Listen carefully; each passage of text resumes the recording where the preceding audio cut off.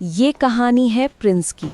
एक ऐसा लड़का जो पढ़ाई में बहुत तेज था, हर टेस्ट में अच्छे नंबर, हर टीचर की नज़र में अच्छा स्टूडेंट।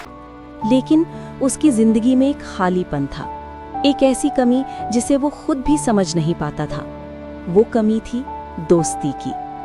प्रिंस को हमेशा लगता था कि उसे किसी की ज़रूरत नहीं है।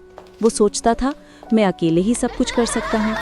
क्लास में वो सबसे अलग बैठता, पीछे या कोने वाली सीट पर, जहाँ कोई उससे बात न करे। लंच ब्रेक में जब सारे बच्चे अपने दोस्तों के साथ हंसते खेलते, तब प्रिंस चुपचाप अपना टिफिन खोलकर अकेले ही खाना खाता।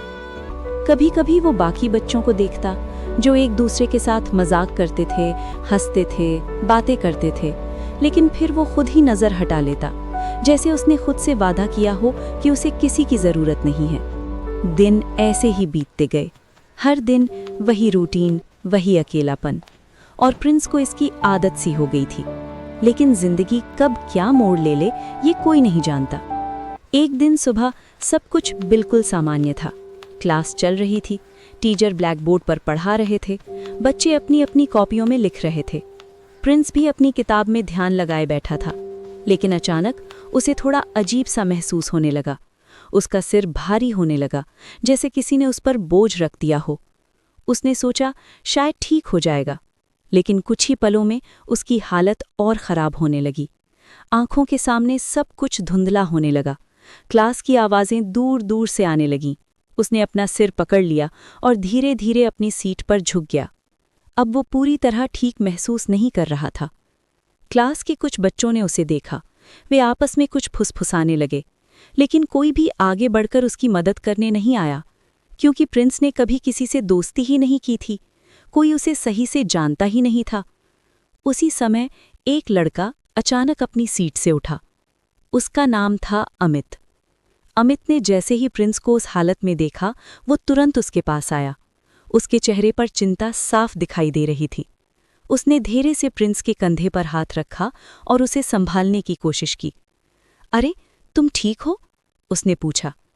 प्रिंस जवाब भी ठीक से नहीं दे पा रहा था। अमित ने तुरंत अपनी पानी की बोतल निकाली और प्रिंस को पानी दिया। फिर बिना समय गवाए वो टीचर को बुलाने के लिए दौड़ा। कुछ ही देर में टीचर भी आ गए। उन्होंने प्रिंस को संभाला और उसे स्टाफ रूम तक ले जाया गया।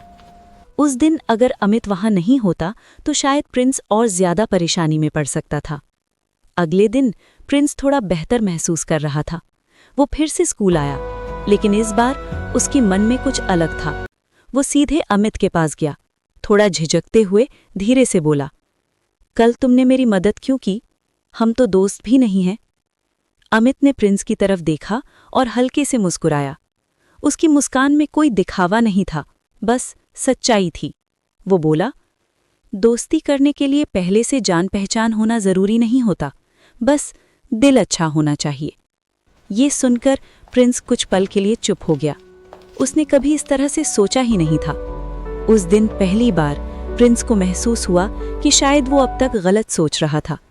अकेले रहना ताकत नहीं है, असल ताकत तो ये है कि जब तुम कमज़ोर पड़ो तो कोई तुम्हारे साथ खड़ा हो।